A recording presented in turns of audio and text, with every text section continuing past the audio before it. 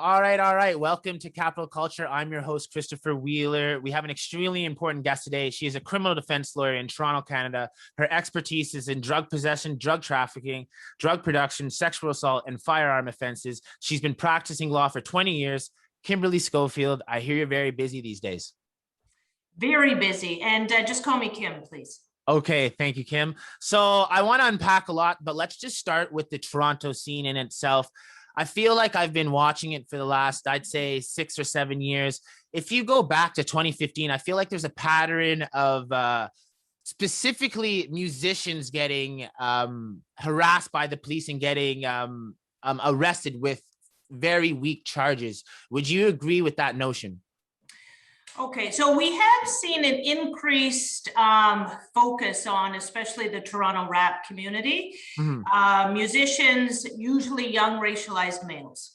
And there's a connection and a focus on certain groups and certain alleged criminal gangs. So we see, so in Toronto, we have a police force called Guns and Gangs, or the Guns and Gangs Enforcement Unit, that's designed in order to try to keep guns off the street. Whether or not they're effective on that, I guess, is a discussion for another day. But for sure, there's a focus on the Toronto music community. Okay. Now, I want to follow up by asking this. In your history of practicing law in Canada, this has been a big topic nationally, I'd say. How often are lyrics used in Canadian court compared to, let's say, American court? Are they used quite often? Do you see quite a bit? I don't know that I can make the Canadian-American comparison, but what I can say is increasingly they're used. Where we see the most often, although not exclusively, where we see the most often is the use in bail hearings. Okay. So what the Crown tries to do is say the lyrics portray reality. The character known as a certain stage name or street name, which is not someone's actual name, that is not a character, but that's a representative, or that's a representative of the individual. So that is truth, not fantasy. Okay. So, and what we often hear, I mean, it goes back to,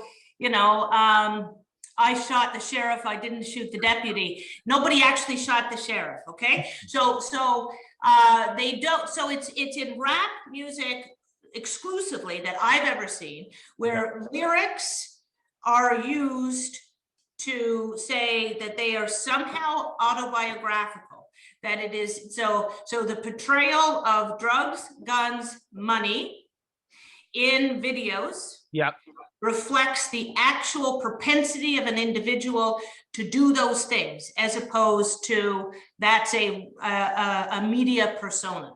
So this is what we hear all the time.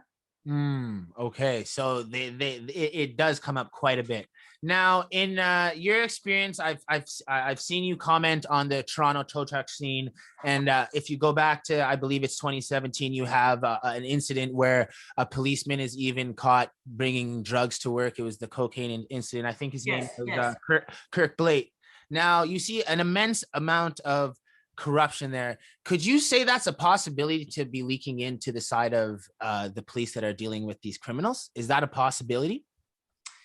Well, let's put it this way. It's not only a few bad apples, okay? So I think that we try to portray, and the media tries to portray, that it's the exception rather than the rule. Okay. I'm not saying that the rule is that everybody is corrupt, but the system is such that it allows for corruption to take place. Okay. And that's why we're in the middle of movements calling for defunding of the police. It's because there's not the oversight.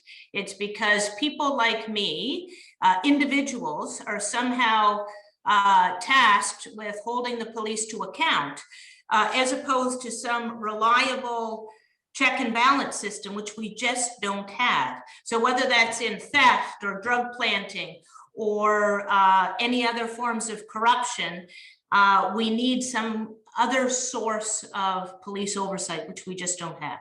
So you would say this is more a case of the police. You've referenced the police in a sense that they have turned. It's not they're I think you said, if I'm correct, you said the police are blind to their own action in some cases. It wouldn't be a case in this case. You'd say there's more than a few bad apples and it's a real problem. Yeah, so it's a systemic problem.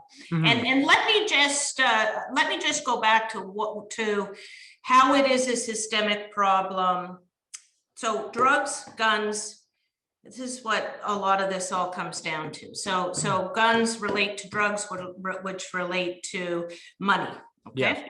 So when you have police forces, divisions that are tasked with investigating drugs or investigating gangs, and within that unit, they encounter large amounts of money. Okay. And what we don't have in our system is any kind of accountable money seizure or collection system. So a police officer goes into house, there's $10,000 there.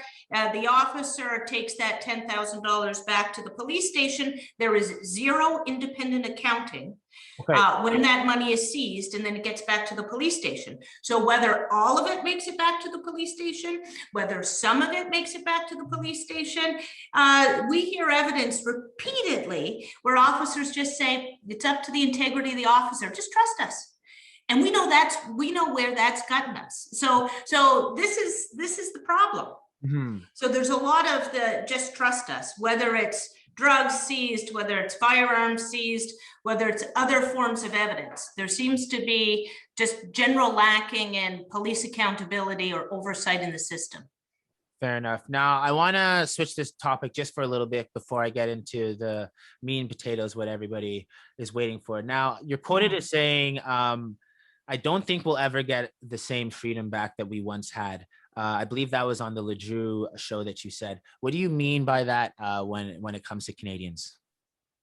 Well, I think that was specifically in reference to the encroachment with COVID-19 in our personal freedoms, and the fact that our personal freedoms were certainly curtailed, and then theoretically, in any event, that it's hard to push that back.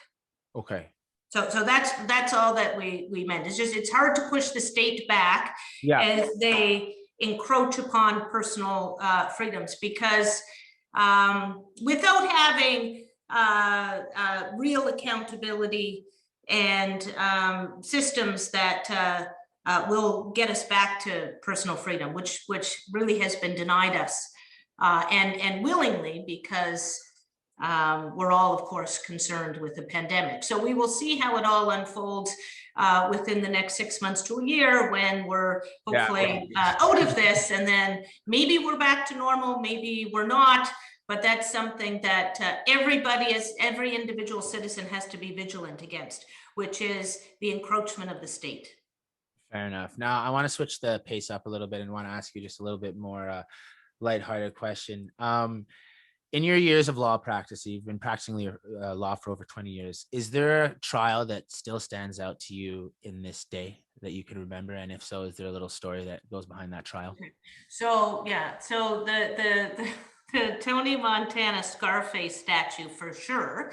That is the trial that led to the prosecution and eventual guilty plea of a number of Peel Regional Police officers. So what happened there was my client was charged with drug trafficking and drug possession, and the officers decided to go to a storage locker. And once they went into the storage locker, they're in a storage locker of this alleged drug dealer, and they see a giant statue of Tony Montana Scarface with a machine gun blazing. So they take that, they take some money. And what they didn't know, which was the video cameras looked like they were broken, but they were actually working. So we got the tapes of the officers leaving with that statue. Wow. And yeah, so it was in How the long ago middle was of this? the trial. Sorry? How long ago is this? Sorry, I didn't mean to. This was about 4 years ago, and they were Recent, just very recent. very recent. So they Okay. were just prosecuted just 2 years ago, just before, and they pled guilty to Fair enough. a number of police corruption charges, criminally, and they received custodial sentences. Wow. Okay. Well, that is quite a wild story. Now, I have to ask these questions, and you can do what you want with them, but journalistically, I will ask them. In your history of trying cases, has the Crown ever charged someone with accessory without a suspect? Without a suspect or a victim? Oh, you mean without the guy that committed the murder? Exactly. I didn't know how much I could say, so yeah. Sure. Yeah, I mean, it's not usually the case, but it's certainly theoretically possible. Okay, fair enough. So you have seen that in your time before? I haven't. Okay, you haven't. But I think it's theoretically possible for them to prove accessory after the fact if the identity of the actual assailant is unknown. Does this case kind of remind you of when K Money got charged in 2017 with those bogus charges and they were, after all, dropped? Does this? It is similar, sure. Yep. Okay, fair enough. Can you tell us how Hassan is doing? Mentally, physically, just how's he doing? He's coping. He's coping. Okay. I can't get into the substance of his case or what's going on with it, but we're defending his case very vehemently, and he will continue to do so. That's really all I can say at this stage. Fair enough. I did have a follow-up. I was just gonna leave it up with this. Is there anything you can say to fans of his or people that might care about him, in the sense, can you tell us anything, what is going on? I know you just said you can't really say. This is what I can tell everybody. Yes, thank you. Okay. It will help me and it will help him if we slow down on the media. That's what's going to help him. So as the case unfolds and as the trial happens, then everyone can watch. It's a public system.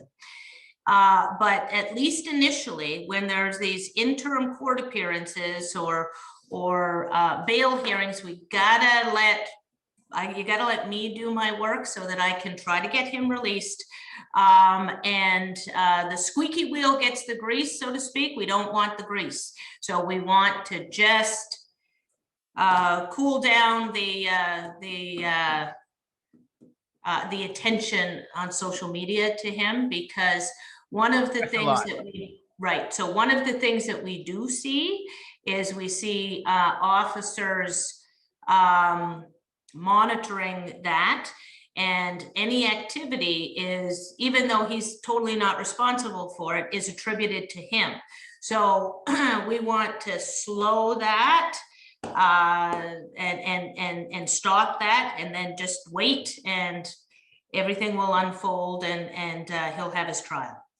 Well, with that, thank you so much, Kimberly Schofield. I really appreciate you sitting down with me. I'm your host, Christopher.